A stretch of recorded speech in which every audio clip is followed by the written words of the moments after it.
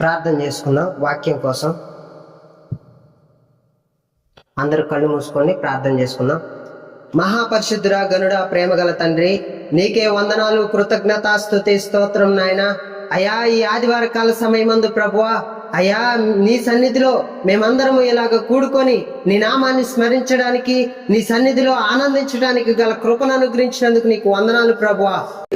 ఈ ఉదయకాల సమయమున మాతో మీరు ఏం మాట్లాడనై ఉన్నారో ప్రభువా మాకైతే తెలియదు గాని ప్రభువా, ఇక్కడ కూడిన మా అందరితోనూ మేమే అక్కడి కొలది ఇక్కడికి వచ్చామో మా అందరితోనూ ప్రభువా మీరే మాట్లాడమని, మీ నామాన్ని మహిమపరచుకోమని, తండ్రి, కుమార, పరిశుద్ధాత్మ నామాన్ని మహిమపరచుకోమని, అయా ఈ ఉదయకాల సమయము నీ నామాన్ని మా ద్వారాగా మహిమపరచుకోమని యేసు పరిశుద్ధ నామములో అడిగి బ్రతిమలాడి ప్రార్థన చేసి వేడుకుంటున్నాను తండ్రి, ఆమేన్. మనం ఏ విధంగా వినాలి అంటే, దేవుడి మాటలో ఇక్కడ నుంచున్న నన్ను ఉద్దేశించి చూడకూడదు. మీరు పరలోకంలో నుండి త్రియేక దేవుడైన, ఒక్కడై ఉన్న, సజీవుడై ఉన్న దేవుడు నాతో ఈరోజు ఏం మాట్లాడుతున్నాడు అనే ఉద్దేశంతోనే వినాలి. అది నేనైనాను నువ్వైనాను సరే. లూకా సువార్త 19వ అధ్యాయం 1 నుండి. ఆయన సంచరించుచు యెరికో పట్టణములో ప్రవేశించి దాని గుండా పోవుచుండెను. ఎవరంటే, ఈ యెరికో పట్టణంలో సంచరించేది ఎవరంటే యేసు ప్రభు. యేసు ప్రభు ఒక పట్టణం గుండా వెళ్తున్నాడు అనమాట. ఆ వెళ్ళేటప్పుడు ప్రవేశించి దాని గుండా పోవుచుండెను. ఇదిగో సుంకపు గుత్తదారుడును ధనవంతుడునైన జక్కయ్య అను పేరు గల ఒకడు యేసు ఎవరో చూడగోరెను గాని.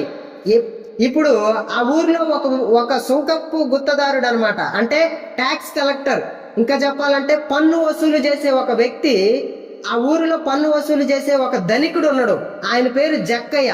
ఆ జక్కయ్య ఆ దారిన వెళుతున్న యేసు ఎవరో అని ఇప్పుడు ఏం చేస్తాడు, చూడగోరెను. ఎవరో అని చూడగోరెను. పొట్టివాడైనందున, ఆయన ఎట్లున్నాడంట, నాకు తెలిసి ఒక 3 అడుగులు ఉండి ఉంటాడు. పొట్టివాడైనందున జనులు గుంపు కూడి ఉండుట వలన చూడలేకపోయెను. జనులందరూ గుంపు కూడి వస్తున్నారు, యేసు ప్రభువుతో ఏకమై వస్తున్నారు. జనులందరూ యేసయ్య నడిచి వస్తుంటే ఆయన మాటలు వినుకుంటే అందరూ కూడా వస్తున్నారు. అయితే ఆయన చూడటానికి ఈయన ఎగిరెగిరి దూకుతుండ గానీ కనపడట్లా. జనులందరూ గుంపు కూడి ఉన్నారు, చూడాలని ప్రయత్నం చేస్తున్నారు. కానీ ఇప్పుడు మనం చెప్పాలంటే, ఒక ముఖ్యమంత్రి సీతాయగూడెం గ్రామంలోకి అడుగు పెట్టిండు అనుకో, మనం చూడటానికి వీలు పడిద్దా? మనం వెళ్ళగలుగుతాం? ఆయన దగ్గరికి వెళ్ళలేము. ఎందుకంటే జనులంతా ఒక గుంపు కూడా ఉంటారు, మన దగ్గర కూడా రాలేరు. అదే ప్రకారం యేసు ప్రభు యెరికో పట్టణంలో ప్రవేశించి అటు నుంచి వస్తున్నప్పుడు జనులందరూ గుంపు కూడా వస్తున్నారు అనమాట. వచ్చింది ఎవరు అక్కడికి? దేవుని కుమారుడైన యేసు ప్రభు వస్తుండు. ఆయన అనేక స్వస్థతలు చేస్తుండు. కుష్ఠరోగులను ముట్టి స్వస్థపరుస్తుండు, గుడ్డివారి కన్నులు తెరుస్తుండు. ఇంకా చెప్పాలంటే ఏ రోగం ఉన్నా, జ్వరం ఉన్నా, లోపల ఏ రోగం ఉన్నా కూడా ముట్టి స్వస్థపరుస్తుండు.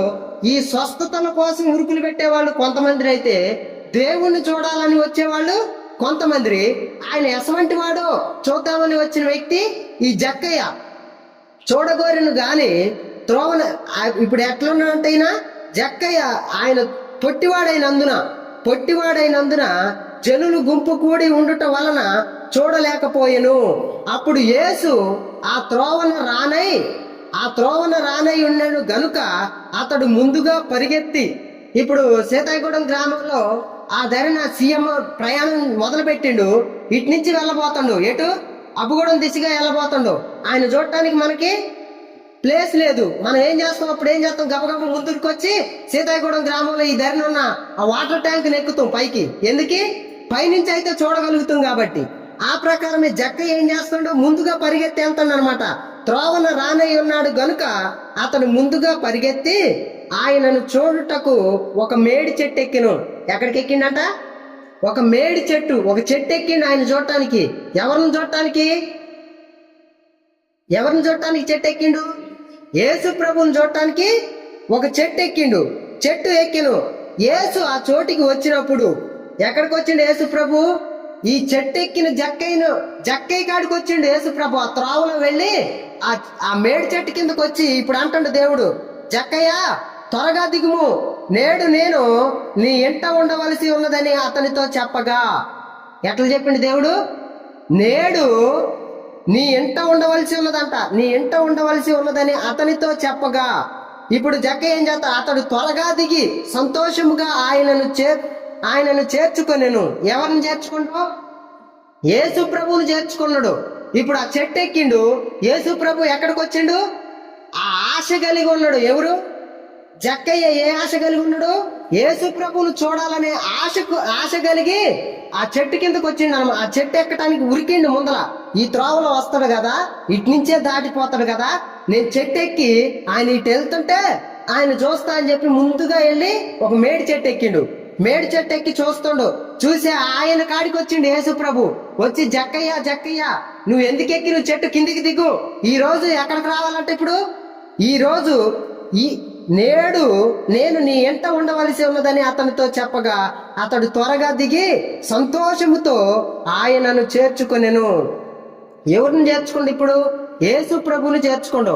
మనలో చాలా మంది ఆయన ఎసవంటి వాడు అని ఆయన గురించి అయితే తెలుసు. యేసు ప్రభు దేవుడని తెలుసు. ఆయన చూడాలి అనే ఆశ కలిగి మనకు ఉంటే ఆయన ఎక్కడికి వస్తాడంట? మన కోసం ఆయన ఇప్పుడు ఇంకొక వాక్యం చదువుకుందాం. పరమగీతములు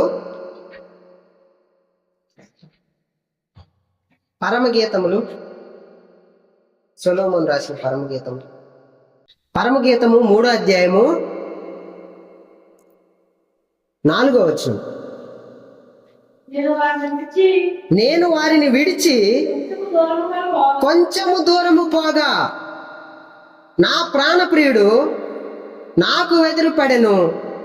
వదిలిపెట్టక నేను అతనిని పట్టుకుంటుని నా తల్లి ఇంటికి అతనిని తోడుకొని వచ్చి తిని నన్ను కనిన దాని ఎరలోనికి తోడుకొని వచ్చి తిని. చాలు.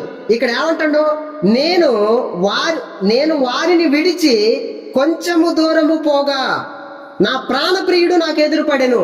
ఇప్పుడు ఎక్కడ వారిని విడిచి అంటే ఇప్పుడు లోక సంబంధమైన కొన్ని వ్యవహారాలను మనం విడిచి, లోకస్తులు మనం అనేక విధాలుగా హింసించిన, ద్వేషించిన, హేళన చేసి మాట్లాడిన, ఇప్పుడు మనము ఒక చంటి పిల్లవాడు అప్పుడే నడకలు నేర్చుకుంటాడు.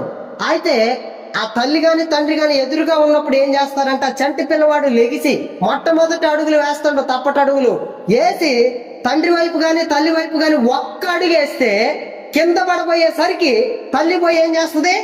గబుక్కులు పట్టుకుంటది. తల్లి అయినా తండ్రి అయినా ఏం చేస్తారు? ఒక్క అడుగు నువ్వు గనక తండ్రి వైపు గాని తల్లి వైపు గాని అడిగేస్తే ఆ టయానికి నువ్వేం చేస్తావు? పడతడేమో అని చెప్పేసి పట్టుకుంటావు. ఇప్పుడు ఏమవుతుంది? ఇక్కడ చూడండి. నేను వారిని విడిచి కొంచెము దూరము పోగా నా ప్రాణప్రియుడు నాకు ఎదురుపడెను. వదిలిపెట్టక నేను అతని గట్టిగా పట్టుకుంటుని. ఇప్పుడు నువ్వు లోక సంబంధమైన వ్యర్థమైన నువ్వు ఏ ఆరాధనలు అయితే చేసినవో ఇంతకు ముందు, అంటే ఏ పనికి మాలిన స్థితిలో ఎవరితో అయితే నువ్వు తిరిగినవో, ఏ వ్యవహారమైనా కానీ, స్నేహితులు కానీ, ఈ లోక సంబంధమైన బంధుత్వాలు వీళ్ళందరూ నిన్ను ఒక రోజు విడిచిపెట్టే రోజు ఉంది. గుర్తుంచుకోవాలి. మనం చనిపోయే రోజు అందరూ మనల్ని విడిచిపెడతారు.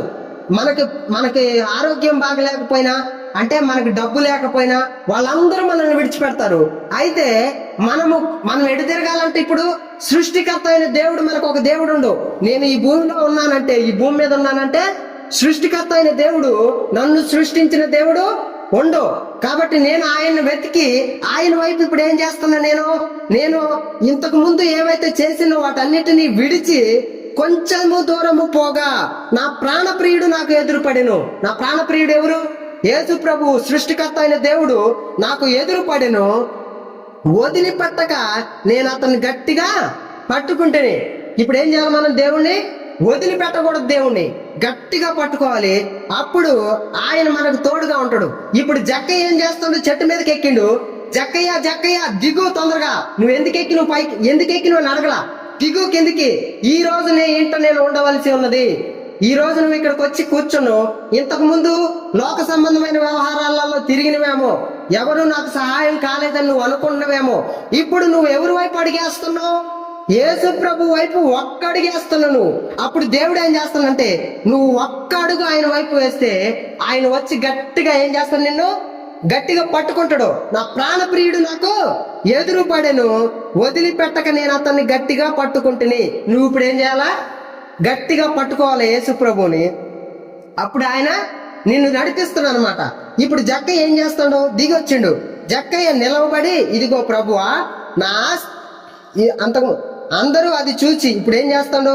అందరూ అంటే లోకస్తులందరూ జక్కయ్య వైపు చూచి, ఈయన పాపి అయిన మనిషిని యొద్ద బస చేయ వెళ్ళినని చాలా సణుగుకొనిరి.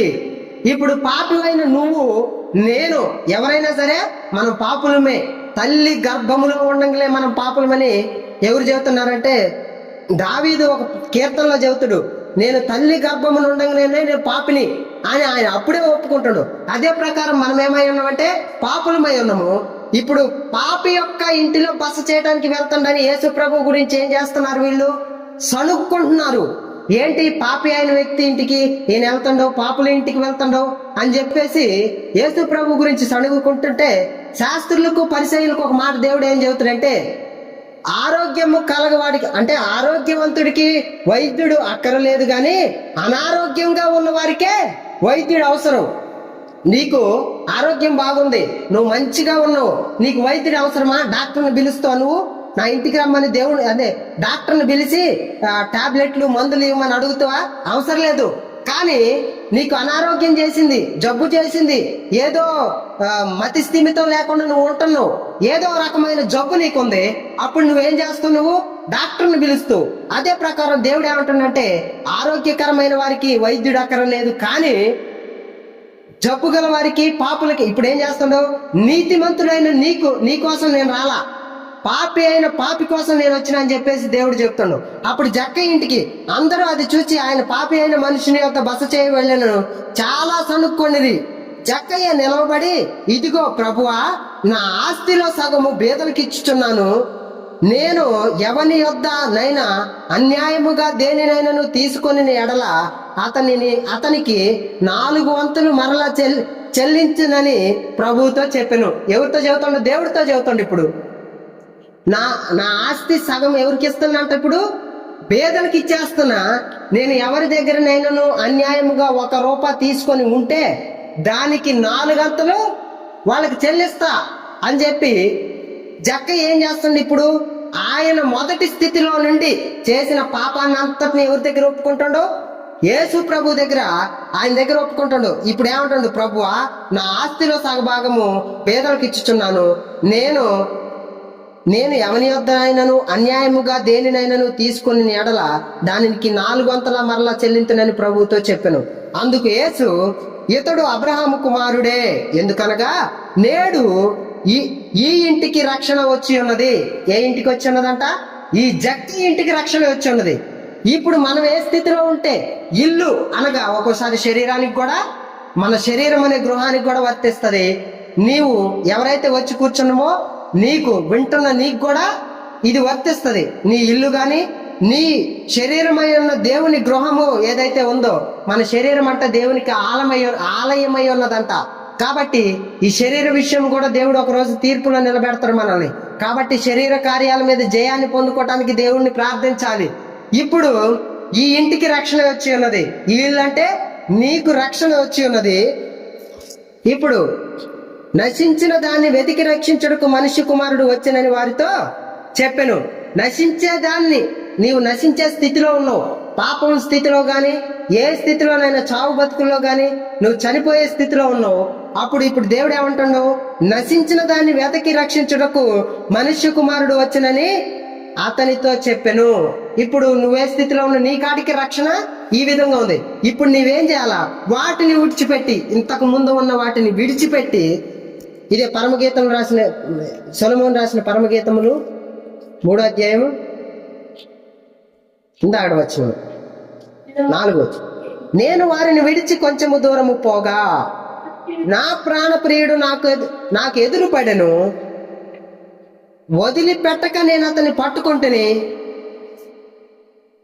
నా తల్లి ఇంటికి అతన్ని తోడుకొని వచ్చి తిని. చాలు. ఇప్పుడు ఏం చేస్తానంటే ఎక్కడికి తోడుకొని వచ్చిండట? ఇంటికి తీసుకొని వచ్చిండు దేవుడు. మాటలు విన్నాడు దేవుడి గురించి, చూడాలనే కోరిక పుట్టింది, చూడటానికి పరుగులు పెట్టిండు, చూడటానికి మేడి చెట్టు ఎక్కిండు ఈ జక్కయ్య. ఇప్పుడు ఎవరు వచ్చారు? దేవుడు స్పష్టంగా దేవుడు ఆయన దగ్గరకు వచ్చిండు. ఇప్పుడు ఎక్కడికి తీసుకెళ్తాడు జక్కయ్య? దేవుణ్ణి ఇంటికి తీసుకెళ్తాడు. ఇక్కడ కూడా అదే చెప్పబడింది. ఏమనుంది? నా తల్లి ఇంటికి అతన్ని తోడుకొని వచ్చి తిని. నీవు ఇప్పుడు దేవుని మాటలు ఇక్కడ వింటున్నావు. నువ్వేం చేయాలా? దేవుణ్ణి మోసుకొని ఎక్కడికి వెళ్ళాలా? నీ ఇంటికి తీసుకెళ్లాలా దేవుణ్ణి. నీ ఇంటికి తీసుకెళ్ళినప్పుడు నీ ఇంటిలో స్థితి ఏ విధంగా అయినా ఉండవచ్చు.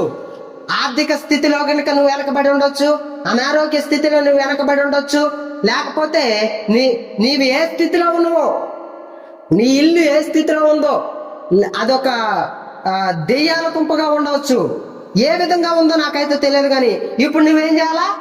దేవుణ్ణి ఎక్కడో తీసుకెళ్లాలా? ఇంటికి తీసుకెళ్లాలా. వాక్యమే దేవుడు. నీ చేతిలో ఉన్న బైబిల్ వాక్యం ఉన్నదా? ఆ వాక్యమే దేవుడు. ఆ దేవుణ్ణి పట్టుకొని నువ్వు ఎక్కడికి వెళ్ళాలి? ఇప్పుడు నీ ఇంటికి తీసుకెళ్ళాలి. ఇప్పుడు ఏమంటాడు? ఇక్కడ ఏమనుంది వాక్యము?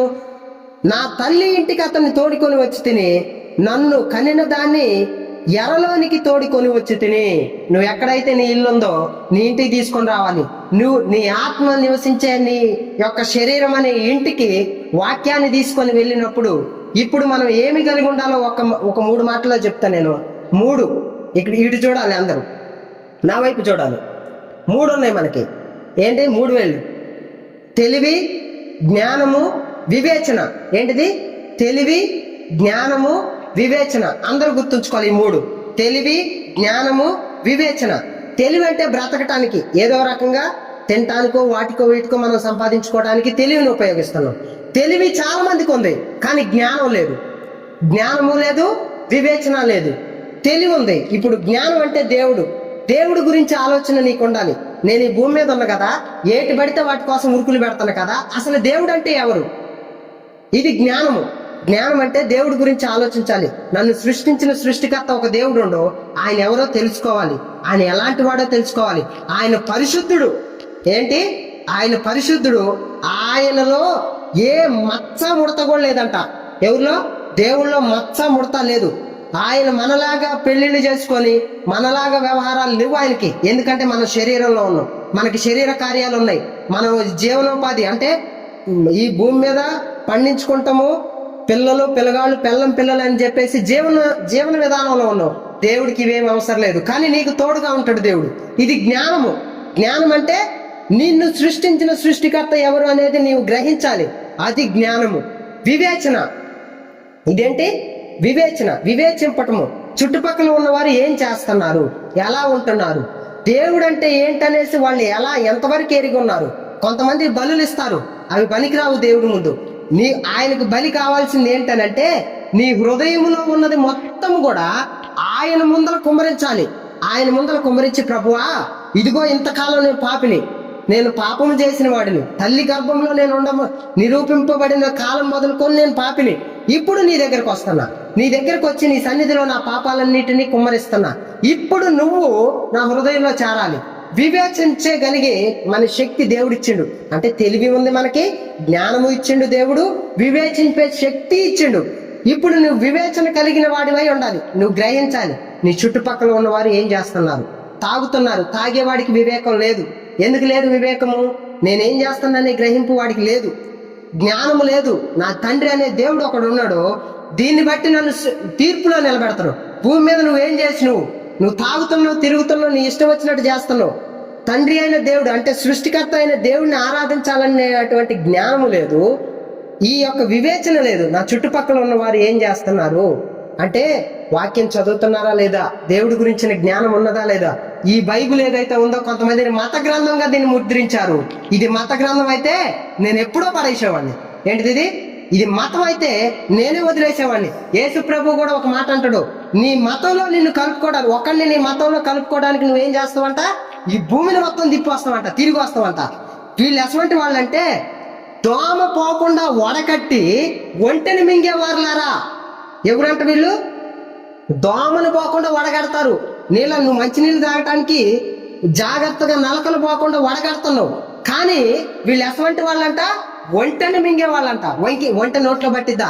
కానీ వీళ్ళ నోర్లు ఎంత పెద్దవిగా చేశారు, ఒంటెను మింగే అంత నోర్లు పెద్దవిగా చేశారు. అదే అంటుండే దేవుడు, మతానికి మనకు సంబంధం లేదు. మతంలో ఉండే నీవెవరైతే ఉన్నావో ఆ మతం పనికి మాలిందని గుర్తించు. సృష్టికర్త అయిన దేవుణ్ణి ఆరాధించడానికి నువ్వు ఇక్కడికి వచ్చింది ఎవరిని ఆరాధించడానికి? సృష్టికర్త అయిన దేవుణ్ణి ఆరాధించడానికి. ఇప్పుడు నువ్వేం చేయాలా? ఈ జ్ఞానము, వివేచన, తెలివి, జ్ఞానము, వివేచన నీకుంటే నీవు ముందర ఏం పెట్టాలంటే జ్ఞానాన్ని ముందర పెట్టాలి.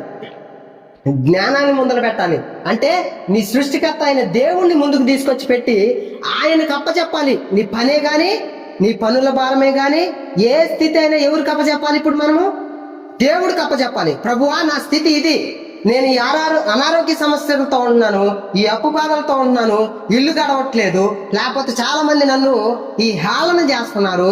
ఇదంతా తీసిపోయి ఎవరి మీద పెట్టాలి? దేవుడికి అప్పగించాలి. అప్పుడు నువ్వు నిశ్చింతగా ఉండాలి. నువ్వు ఎట్లా ఉండాలి? నాకు ఏ భారం లేదు, నాకే బాధ లేదు. ఎందుకంటే నా భారాన్ని అంతా తీసిపోయి ఎవరికి అప్పచెబుతాను? నేను నన్ను సృష్టించిన సృష్టికర్త అయిన నా తండ్రికి అప్పచెబుతున్నా. ఆయన చూసుకుంటాడు. ఇప్పుడు ఆయన చూసుకుంటాడు కాబట్టి నేను నిశ్చింతగా ఉంటా. నువ్వు ఇప్పుడు ఏ స్థితిలో కలిగి ఉన్నావో సరే గాని, ఇప్పుడు గుర్తుంచుకోవాల్సిన మూడు విషయాలు: తెలివి, జ్ఞానము, వివేచన. నువ్వు ఎటు వెళ్ళినా సరే ఈ మూడింటిని మర్చిపోవద్దు. తెలివి, జ్ఞానము, వివేచన, ఈ మూడింటిని నీవు కంఠభూషణంగా ధరించుకో. ఈ జ్ఞానం ఇవన్నీ ఎక్కడ ఉన్నాయంటే కొలసీలు రాసిన పత్రిక 2వ అధ్యాయం 3వ వచనం.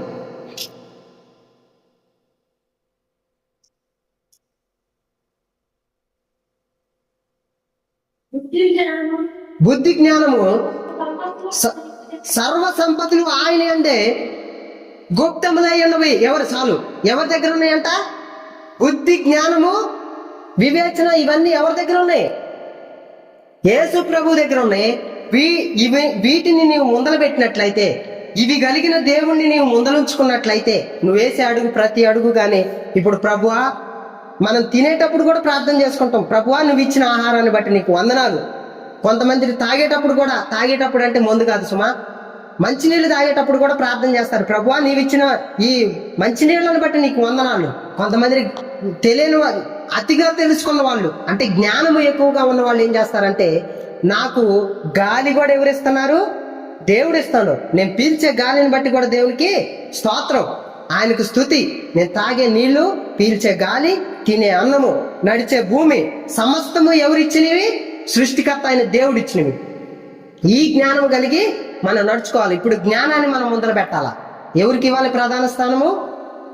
జ్ఞానం అనే దేవుడికి ఇచ్చేసిన. జ్ఞానం అనే దానికి అంటే పాత నిబంధనలో జ్ఞానం అనే చోట యేసు ప్రభు అని చదువుకుంటే మనకంట ఈ వాక్యం అర్థమైందంట. ఇప్పుడు కొత్త నిబంధనలో జ్ఞానం అనే చోట ప్రతి ఒక్కటి కూడా యేసు ప్రభు అని మనం గుర్తుంచుకోవాలి. ఈ జ్ఞానము ఇదంతా ఎవరి దగ్గర ఉంది? కొలసీలు రాసిన పత్రిక మళ్ళీ ఒకసారి 2వ అధ్యాయం 3వ వచనం. బుద్ధి జ్ఞానముల సర్వ సంపదలు ఆయన యందే గుప్తములై ఉన్నవి. ఎవడైనాను చక్కని మాట చేత మిమ్మును మోసపరచకుండానట్లు ఈ సంగతి చెప్పుచున్నాను. ఏ సంగతి చెప్తున్నానంట దేవుడు? ఎవరు మిమ్మల్ని మోసపరచిన అవసరంలా. ఇప్పుడు నువ్వు ఎవరి గురించి తెలుసుకున్నావు? దేవుడి గురించి తెలుసుకున్నావు. ఇక ఈ లోక సంబంధమైన సృష్టిని ఆరాధించాల్సిన అవసరం నీకు లేదు. ఒక చెట్టును ముందర పెట్టుకుని ఆరాధించాల్సిన అవసరం లేదు. ఒక బండను ముందర పెట్టుకుని ఆరాధించాల్సిన అవసరం లేదు. నువ్వు ఒక కోడిని కోయాల్సిన అవసరం లేదు. ఒక మేకను కోయాల్సిన అవసరం లేదు. దేన్ని కోయాల్సిన అవసరం లేదు. ఇప్పుడు నువ్వు అర్పించాల్సిన బలి ఏంటిది? నీతి, న్యాయ, యథార్థతను అనుసరించి నడుచుటే దేవుడికి బలి. నువ్వు నీతిగా బ్రతికితే చాలు దేవుడి సన్నిధిలో. నువ్వు యథార్థంగా బ్రతికితే చాలు దేవుడి సన్నిధిలో. నువ్వు దేవుడికి ఇవ్వాల్సిన పని ఏంటిదంటే, నువ్వు నీతిగా బ్రతకటము, యథార్థముగా బ్రతకటమే దేవుడికి అర్పించాల్సిన బలి. అంతకు మించాల్సిన ఈ లోక సంబంధమైన దేనిని నీవు మొక్కాల్సిన అవసరం లేదు. నీకు గురువు గాని, దైవము గాని, తండ్రి గాని ఎవరు? నిన్ను సృష్టించిన సృష్టికర్తని ఎరిగితే చాలు. ఇప్పుడు యోహాను సువార్త 6వ అధ్యాయము 37వ వచనం. తండ్రి నాకు అనుగ్రహించిన వారందరూ నా యొద్దకు వత్తురు, నా యొద్దకు వచ్చిన వారిని నేను ఎంత మాత్రమును బయటికి త్రోసివేయను. చాలు. ఇప్పుడు ఎవరి దగ్గరికి వచ్చిన వాళ్ళని దేవుడు త్రోసివేయడంట. ఇక్కడ ఎవరు వస్తారంట దేవుడి దగ్గరికి అంటే, తండ్రి నాకు అనుగ్రహించిన వారు నా యొద్దకు వత్తురు. ఏ తండ్రి? పరలోకంలో ఉన్న తండ్రి ఆయన ఆయన నా దగ్గర నన్ను ఆకర్షించే వాళ్ళు ఎవరంటే వీళ్ళు, తండ్రి నాకు అనుగ్రహించిన వారందరూ నా యొద్దకు వద్దురు. ఆయన అనుగ్రహిస్తేనే నువ్వు ఇక్కడికి వచ్చి కూర్చున్నావు. అర్థమైందా? ఆయన అనుగ్రహిస్తేనే నీవు ఈ మాటలు వింటున్నావు. ఈ మాటలు వినే నీవు తండ్రి ఇప్పుడు ఎవరంట నాకు అనుగ్రహించిన వారే నా యొద్దకు వద్దురు, నా యొద్దకు వచ్చిన వారిని నేను ఎంత మాత్రమును బయటికి త్రోసివేయను. ఆయన వద్దకు నువ్వు వచ్చును, నీవు ఈ మాటలు వినే నీవు వచ్చి కూర్చున్న నీవు ఆయన వద్దకు వచ్చి కూర్చున్నావు. ఇప్పుడు దేవుడు నిన్ను దోసివేస్తాడా? త్రోసివేయడు. ఎంత మాత్రము త్రోసివేయని దేవుడితో మనం ఇప్పుడు నిబంధన చేసుకోవాల్సింది ఏంటి? ప్రభువా, ఎంతకాలము చెడు మార్గంలో నేను తిరిగా, చెడ్డ మాటలు పలికా, వ్యర్థమైన మార్గంలో నడిచా, కానీ ఇప్పుడు నీ దగ్గరకు వస్తాను. నేను ఇప్పుడు నీ దగ్గరకు వచ్చి నీతో నేను ఒక తీర్మానం తీసుకోవాలి. ఇప్పుడు దేవుడితో మనం తీర్మానం తీసుకోవాలా వద్దా? ఇక్కడి నుంచి నేను విడిచిపెట్టేవాడిగా నన్ను ఉంచొద్దు ప్రభు అని చెప్పి ప్రార్థన చేసుకోవాలా. ఇప్పుడు నీవెవరి గురించి ఎరిగి ఉన్నావు? సృష్టికర్త అయిన దేవుడి గురించి తెలుసుకున్నావు ఇక్కడికి వచ్చి. అవునా కదా? ఇంతకాలము ఎవరైనా సరే సృష్టిని పూజించకూడదు అని దేవుడు ఎంత స్పష్టంగా చెప్తాడంటే, విగ్రహారాధన గురించి చాలా వచనాలు ఉన్నాయి. చాలా బైబిల్లో మొట్టమొదటి నుండి ఆఖరి దాకా కూడా విగ్రహారాధనకు దూరంగా ఉండండి. విగ్రహారాధన అంటే ధనాన్ని ఆరాధించేవాళ్ళు, వ్యక్తిని ఆరాధించేవాళ్ళు, ఈ సృష్టిని ఆరాధించేవాళ్ళు. అంటే దేవుడికి బదులుగా నువ్వు ఏదైతే పెడతావో, ఒక టీవీ సీరియల్ కావచ్చు, టీవీ కావచ్చు, లేకపోతే ఒక ఏదో రాజకీయవేత్త కావచ్చు, లేదా ఒక వ్యక్తి పూజ, ఒక వ్యక్తిని కానీ ఎవరినైనా నీ హృదయంలో దేవుడికి తప్పితే ఎవరికైతే స్థానం ఇస్తున్నావో నీవు విగ్రహారాధికుడు అని మర్చిపోవద్దు. విగ్రహారాధనకు దూరంగా ఉండండి, దీని నుంచి పారిపోండి అని చెబుతాడు దేవుడు. కాబట్టి ఇప్పుడు నీ వచ్చి మందిరంలో కూర్చున్నావు, ఈ మాటలు వింటున్నావు. ఇప్పుడు నిన్ను దేవుడు ఏం చేస్తున్నాడు? దేవుడు ఏం, తండ్రి నాకు అనుగ్రహించిన వారందరూ నా యొద్దకు వస్తురు, నా యొద్దకు వచ్చిన వారిని నేను ఎంత మాత్రంను బయటికి త్రోసివేయని అంటుండు దేవుడు. అలాంటి దేవుడి దగ్గరికి నువ్వు వచ్చినావు. ఇప్పుడు నువ్వేం చేయాలా? మనం విన్న వాక్యాన్ని బట్టి, దేవుడు మనకు అనుగ్రహించిన వాక్యాన్ని బట్టి ఆయన వైపు మనం ఒక్కడిగేస్తే, ఇప్పుడు నువ్వు ఒక్కడిగేసి నువ్వు ఇటువైపు రావడానికి దేవుడి సన్నిధికి, దేవుడు ఏం చేస్తాడు? పరిగెత్తుకొని వచ్చి నిన్ను ఎత్తుకుంటాడు. ఇప్పుడు నా బిడ్డ నా వైపు అడిగేసిండు, నేను ఉరికొచ్చి ఎత్తుకొని ముద్దాడతాడు దేవుడు.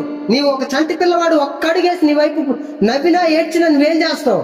ఉరికి వెళ్ళి ఆయన ఎత్తుకొని ముద్దాడతావు. నా బిడ్డ నా వైపు అడిగేసిండు, నీ ఆనందమే వేరు, నీ సంతోషమే వేరు. నా వైపు అడిగేసిండు నా బిడ్డ అని చెప్పి ఎత్తుకొని ముద్దాడతావు. ఆ ప్రకారం యేసు ప్రభు ఇప్పుడు ఏం చేస్తానంటే, నువ్వు వచ్చావు ఒక్కడుగు నువ్వు అటు ఆయన వైపు తిరిగి ఆయన వైపు ఒక్కడుగేసిను. ఇప్పుడు నిన్ను వదిలిపెడతారా దేవుడు? వదిలిపెట్టడు. నీవు కూడా ఏం చేయాలా? వదిలిపెట్టక ఆయన్ని గట్టిగా పట్టుకోవాలా. ఏ స్థితి అయినా రాని. కొంతమంది మనకి పిల్లగాళ్ళని వదిలించుకోవడానికి చూస్తా ఉంటాం. వదలరా బాబు, నడిచెళ్ళాలి, నేను నీళ్ళల్లో కానీ ఎక్కడికైనా నడిచెళ్ళేటప్పుడు పిల్లగాళ్ళని వదిలించుకోవాలని ప్రయత్నం చేస్తా ఉంటే నీళ్లు లోతు ఎక్కువైన కొందికి దేవుడు ఆ పిల్లగాడు ఏం చేస్తారంటే గట్టిగా పట్టుకుంటాడు. ఈ తల్లిని కానీ తండ్రి కానీ ఏం చేస్తారంటే నీ విదిలించుకుందామన్నా కూడా విదిలించుకోలేడు, అంత గట్టిగా పట్టుకుంటాడు. చెయ్యిని కానీ నిన్ను కానీ అంత గట్టిగా పట్టుకుంటాడు. ఆ ప్రకారం దేవుని మనం ఏం చేయాలంటే ఇప్పుడు గట్టిగా పట్టుకోవాలా. చాలా మంది లోకస్తులు నిన్ను హేళన చేస్తారు. ఈ రోజు నుంచి గుర్తుంచుకోవాలి, దేవుడి వైపు నీవు ఎప్పుడైతే అడుగు వేస్తావో నీకు హేళనలు అంటే తీసుకొస్తారు. ఆ మతంలోకి వెళ్తాను అనేసి ఒక మాట, ఇది మతం కాదు. ఆ మతంలోకి దిగారని ఒక మాట, దిగలేదు నువ్వు. దేవుడు నిన్ను ఒక మెట్టు పైకెక్కిస్తాడు. ఆయన వైపు చూసేవారుగా ఉన్నాం మనం. ఎవరి వైపు చూస్తాం ఇప్పుడు? సర్వశక్తుడైన దేవుడి వైపు. ఆయనకు అసాధ్యమైనది ఏదైనా ఉందా? ఆయన యెహోవా అనే మాటకు మనం పోయినసారి అర్థం చెప్పుకున్నాం. యెహోవాను స్తుతించుడి అని చెప్పేసి ఇందాక మనం మాట్లాడుకున్నాం. సర్వజనులారా, ఆకాశములారా, గుట్టలారా, పక్షులారా, పురుగులారా, కన్యకలారా, వృద్ధులారా, ముసలివారులారా, ప్రతి ఒక్కరూ ఎవరిని స్తుతించాలి? యెహోవాను స్తుతించాలి. యెహోవా అనే నామానికి నేను ఉన్నవాడను అనేది మనం చెప్పుకొని పోయినసారి. నేను ఉన్నవాడను అనే దేవుడికి మనం చెప్పుకోవాలి.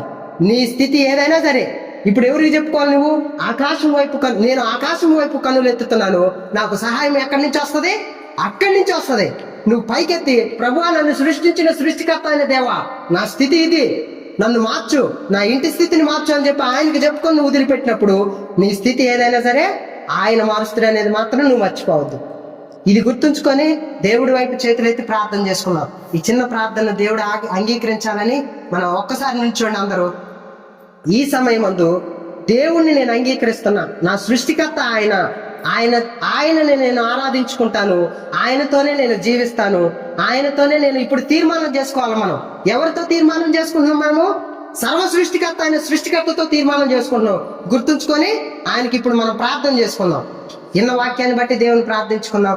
మహాపరిశుద్ధుడా, గనుడా, ప్రేమ గల తండ్రి, అయ్యా మీరు ఇచ్చిన ఈ వాక్యాన్ని బట్టి మీకు వందనాలు, కృతజ్ఞత, స్తుతి, స్తోత్రాలు నాయన.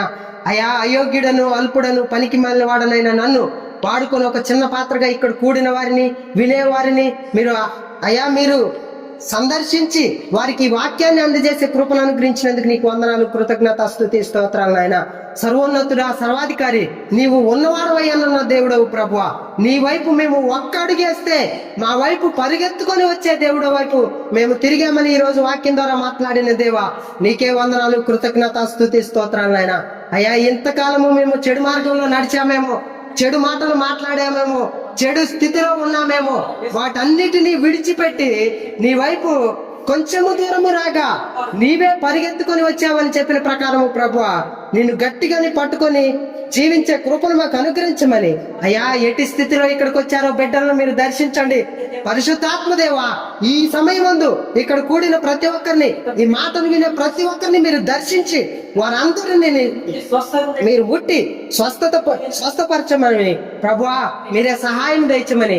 తండ్రి యొక్కయు, యేసయ్య యొక్కయు, పరిశుద్ధాత్మ యొక్కయు సహవాసము మాకు తోడుగా ఉంచి ఈ జీవితాన్ని మీరే తుదమట్టుకు మీరే నడిపించమని సమస్త ఘనత, మహిమ, ప్రభావాలు మీకే ఆరోపించుకుంటూ మీ ప్రియ కుమారుడైన యేసయ్య అతి పరిశుద్ధమైన, శక్తి గల, ప్రశస్తమైన నామంలో అడిగి బ్రతిమలాడి ప్రార్థన చేసి పెట్టుకుంటున్నాం తండ్రి.